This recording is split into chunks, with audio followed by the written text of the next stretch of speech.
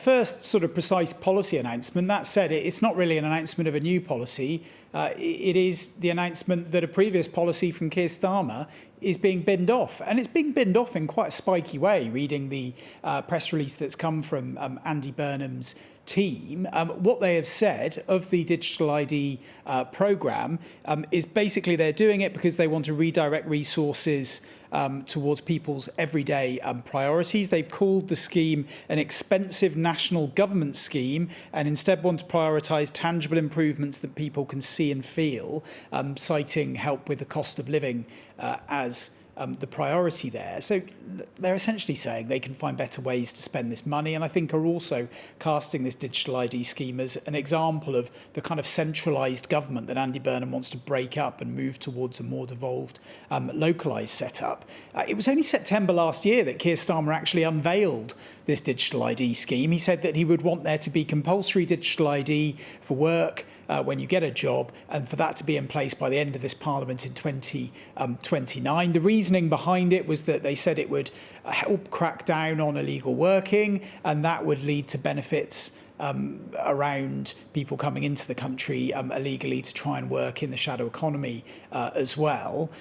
It was met with a bit of a backlash. We've seen protests outside Labour conference and around the country, concerns over civil liberties, people concerned about whether there would be any kind of surveillance aspect to it and things like that, but also just concerns about whether it would be overly bureaucratic and whether it would actually work. Now, that all led to, in January this year, Keir Starmer basically watering the policy down. It was cast by some as a U-turn. They insisted it was just a sort of minor change, but it meant that the digital ID wouldn't be compulsory for job checks, that you would be allowed to use other forms of ID as well. So it had been dialed back already. Now, under Andy Burnham as Prime Minister, it's going to be scrapped completely and the money sent elsewhere. How much money might that be? Well, it's difficult to put a number on it. The Office of Budget Responsibility tried and said that they thought the programme would cost £1.8 billion to bring in over 2 years.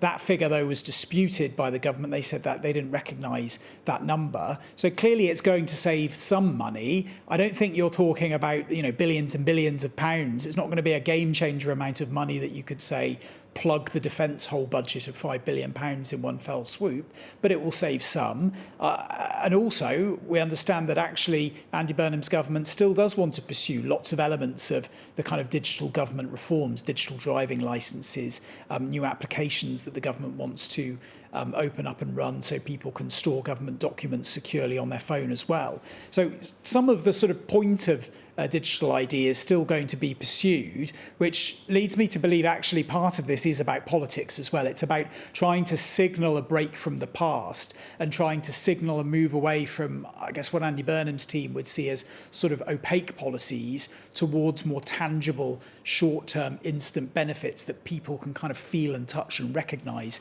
in real time.